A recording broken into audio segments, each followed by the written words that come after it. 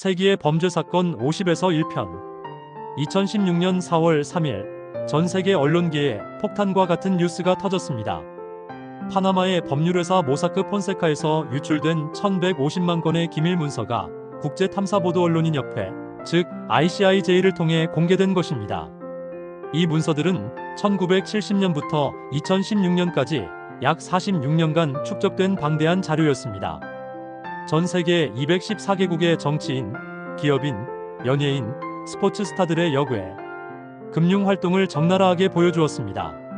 모사크 폰세카는 1977년 설립된 파나마의 대형 법률회사로 전 세계 40여 개국에 사무소를 두고 있던 글로벌 기업이었습니다. 이 회사의 주요 사업은 조세 회피 지역에 페이퍼 컴퍼니를 설립하고 관리하는 것이었습니다. 파나마는 은행 비밀 보호가 엄격하고 법인세가 낮아 전 세계 부유층들이 선호하는 조세 회피 지역 중 하나였습니다. 파나마 페이퍼스의 유출은 단순한 해킹이 아니라 내부 고발자에 의한 것으로 추정됩니다. 독일의 지역 신문 쥐트도이체 차이퉁이 최초로 이 자료를 입수했으며 이후 ICIJ와 협력하여 전 세계 100여 개 언론사가 참여한 사상 최대 규모의 탐사보도 프로젝트가 시작되었습니다. 파나마 페이퍼스는 전 세계 권력층의 은밀한 금융 활동을 폭로했습니다. 가장 충격적인 사실은 현직 국가 지도자들과 그들의 측근들이 대거 연루되었다는 점이었습니다. 러시아의 블라디미르 푸틴 대통령의 측근들이 20억 달러 규모의 자금을 여괴로 빼돌린 정황이 드러났습니다. 또한 우크라이나의 페트로 포로셴코 당시 대통령도 대선 직후 영국령 버진 아일랜드에 회사를 설립한 것으로 밝혀졌습니다. 아이슬란드의 시그민드르 다비드 균네 위기슨 총리는 아내와 함께 페이퍼 컴퍼니를 통해 아이슬란드 은행 채권에 투자한 사실이 드러나 사임했습니다. 이는 파나마 페이퍼스로 인한 첫 번째 정치적 희생자였습니다. 파키스탄의 나와즈 샤리프 총리도 자녀들이 런던 고급 부동산을 페이퍼 컴퍼니를 통해 구입한 사실이 폭로되어 정치적 위기를 맞았습니다. 스포츠계에서도 충격적인 사실들이 드러났습니다. 축구 스타 리오넬 메시의 아버지가 파나마와 우루과이의 회사를 설립한 사실이 공개되었으며 이는 메시의 탈세 의혹과 연결되어 큰 파장을 일으켰습니다. 또한 피파의 윤리위원회 위원장을 역임한 한스 요아힘 에커트도 연루되어 축구계의 부패 문제를 다시 한번 부각시켰습니다. 중국에서는 시진핑 주석의 매형과 전 총리들의 친인척들이 여괴 회사를 설립한 사실이 드러났습니다. 이로 인해 중국 정부는 파나마 페이퍼스 관련 보도를 전면 차단하고 인터넷 검열을 강화했습니다. 영국에서는 데이비드 캐머런 총리의 아버지가 설립한 여괴 펀드가 30년간 영국에서 세금을 내지 않은 사실이 공개되어 정치적 타격을 입었습니다. 파나마 페이퍼스를 통해 드러난 조세 회피 방법은 매우 정교하고 복잡했습니다. 가장 일반적인 방법은 조세 회피 지역에 페이퍼 컴퍼니를 설립하여 실제 소유주의 신원을 숨기는 것이었습니다. 이러한 회사들은 서류상으로만 존재하며 실제 사업 활동은 하지 않습니다. 대신 자산을 보유하고 관리하는 역할을 담당합니다. 또 다른 방법은 복잡한 다층 구조를 만드는 것이었습니다. 예를 들어 A국에 부유한 개인이 B국에 회사를 설립하고 이 회사가 다시 C국에 또 다른 회사를 설립하는 방식입니다. 이렇게 여러 단계를 거치면서 실제 소유주를 추적하기가 거의 불가능해집니다. 모사크 폰세카는 이러한 복잡한 구조를 설계하고 관리하는 전문 서비스를 제공했습니다. 트러스트 구조도 널리 활용되었습니다. 부유한 개인이 직접 자산을 소유하는 대신 신탁을 설립하여 자산을 맡기는 방식입니다. 법적으로는 신탁이 자산의 소유주가 되지만 실제로는 원래 소유주가 계속 통제권을 행사할 수 있습니다. 이를 통해 상속세나 증여세를 회피할 수 있었습니다. 금융 상품을 활용한 조세 회피도 일반적이었습니다. 여괴 지역에 설립된 회사를 통해 채권이나 주식에 투자하면 이자나 배당 소득에 대한 세금을 크게 줄일 수 있습니다. 특히 파나마처럼 금융 소득에 대한 세금이 낮거나 없는 국가를 활용하면 상당한 절세 효과를 얻을 수 있었습니다. 파나마 페이퍼스의 공개는 전 세계적으로 엄청난 파장을 일으켰습니다. 가장 즉각적인 반응은 정치적 혼란이었습니다. 앞서 언급한 아이슬란드 총리의 사임을 시작으로 여러 국가에서 정치인들이 곤경에 빠졌습니다. 파키스탄에서는 대규모 시위가 발생했고 결국 나와즈 샤리프 총리가 대법원의 판결로 실격되었습니다. 경제적 파장도 만만치 않았습니다. 연루된 기업들의 주가가 급락했고 일부 은행들은 조세 회피 지원 혐의로 수사를 받았습니다. 특히 스위스의 크레디트 스위스, 영국의 HSBC 등 대형 은행들이 고객들의 조세 회피를 도왔다는 의혹이 제기되었습니다. 각국 정부는 즉각적인 대응에 나섰습니다.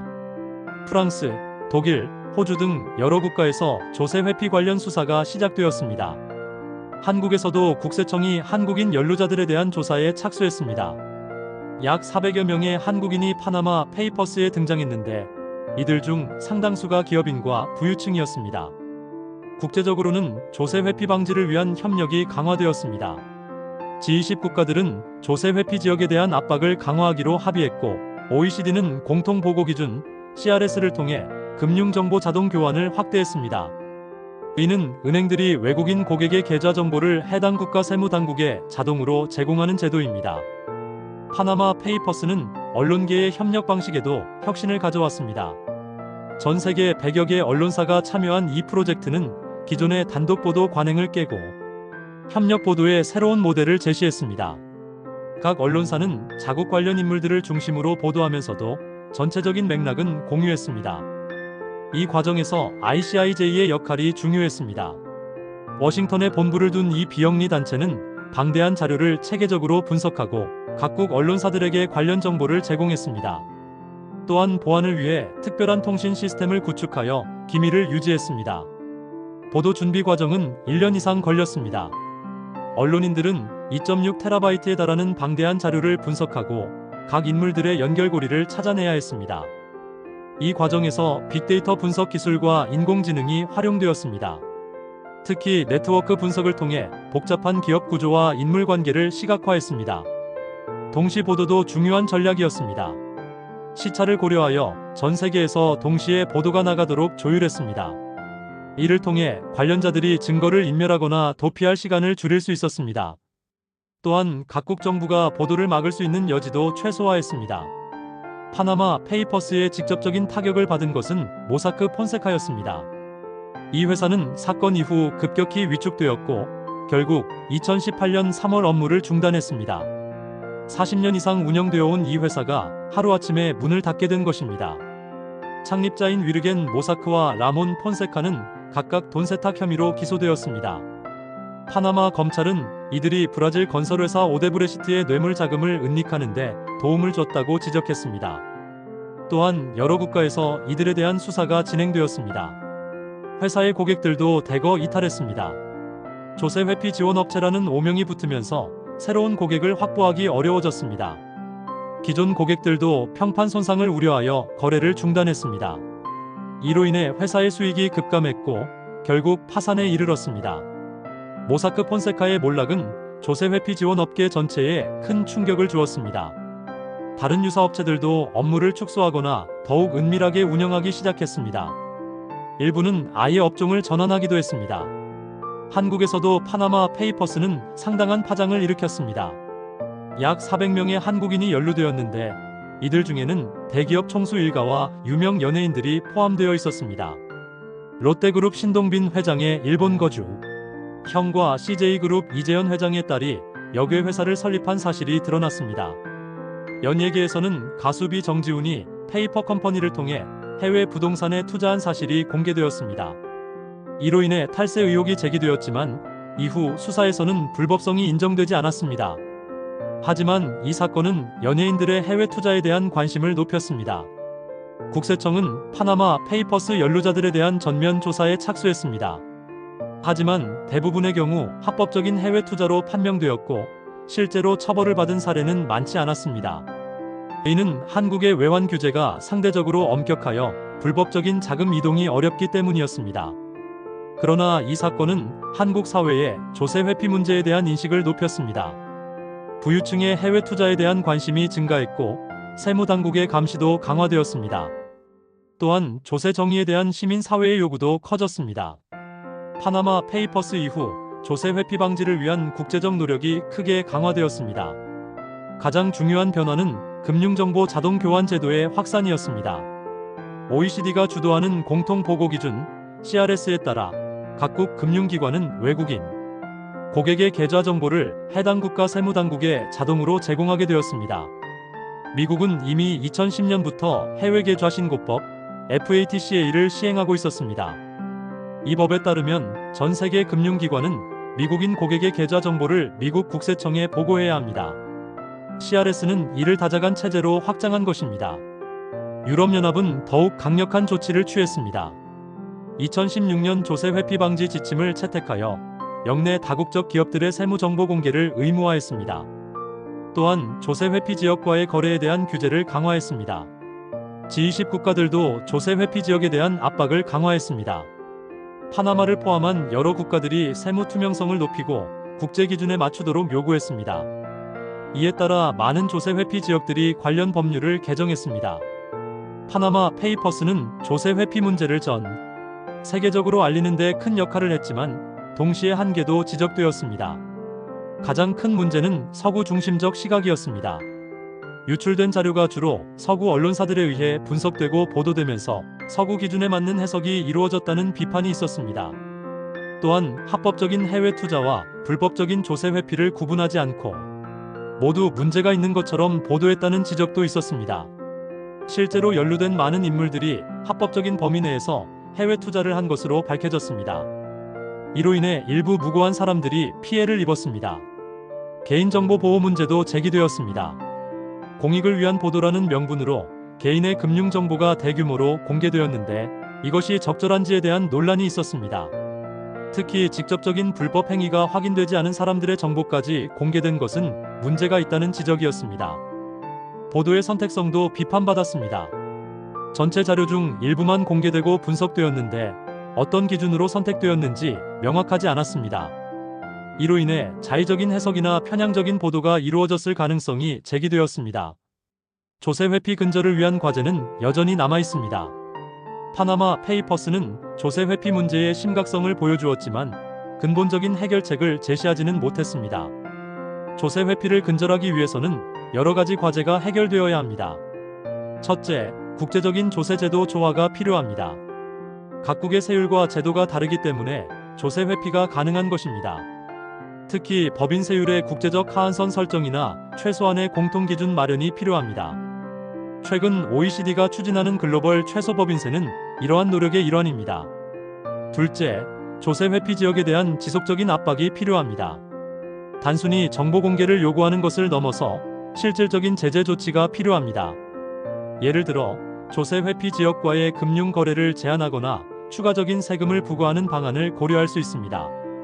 셋째, 국내 제도의 정비도 중요합니다. 해외 투자나 금융 거래에 대한 감시를 강화하고 신고 의무를 확대해야 합니다. 또한 위반 시 처벌을 강화하여 억제 효과를 높일 필요가 있습니다.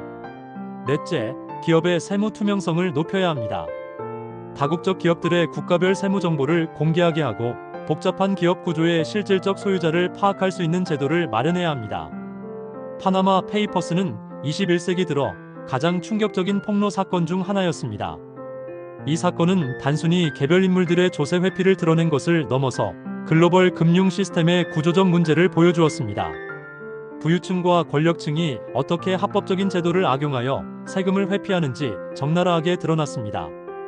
이 사건은 또한 언론의 역할과 가능성을 보여주었습니다. 전 세계 언론사들의 협력을 통해 국경을 초월한 대규모 탐사 보도가 가능하다는 것을 증명했습니다. 빅데이터와 인공지능을 활용한 새로운 탐사 보도 방식도 선보였습니다. 정치적으로는 여러 국가에서 정권 교체나 정치적 변화를 가져왔습니다. 시민들의 조세 정의에 대한 요구가 높아졌고 각국 정부는 조세 회피 방지를 위한 정책을 강화해야 했습니다. 경제적으로는 조세 회피 산업에 큰 타격을 주었습니다. 많은 조세 회피 지원 업체들이 업무를 축소하거나 폐업했고 관련 산업 전체가 위축되었습니다. 동시에 세무 투명성과 컴플라이언스 산업은 성장했습니다. 파나마 페이퍼스 이후 8년이 지난 지금 조세 회피 문제는 여전히 완전히 해결되지 않았습니다. 새로운 방법과 경로가 계속 생겨나고 있고 기술 발전으로 더욱 정교한 조세 회피가 가능해지고 있습니다. 하지만 이 사건이 가져온 변화는 분명합니다. 세무 투명성이 높아졌고 국제 협력이 강화되었으며 시민 사회의 감시가 강화되었습니다. 파나마 페이퍼스는 단순한 스캔들을 넘어서 글로벌 거버넌스의 중요한 전환점이었습니다. 이 사건을 통해 우리는 투명성과 책임성의 중요성을 다시 한번 확인했고, 국제 협력의 필요성을 절감했습니다. 앞으로도 이러한 교훈을 바탕으로 더욱 공정하고 투명한 글로벌 금융 시스템을 구축해 나가야 할 것입니다. 본 콘텐츠는 일반적인 건강 정보이며 전문적인 의학적 조언이나 진료를 대체할 수 없습니다. 건강에 문제가 있을 경우 반드시 의사 등 의료 전문가와 상담하시기 바랍니다. 제공된 정보의 활용에 대한 모든 책임은 전적으로 사용자 본인에게 있습니다.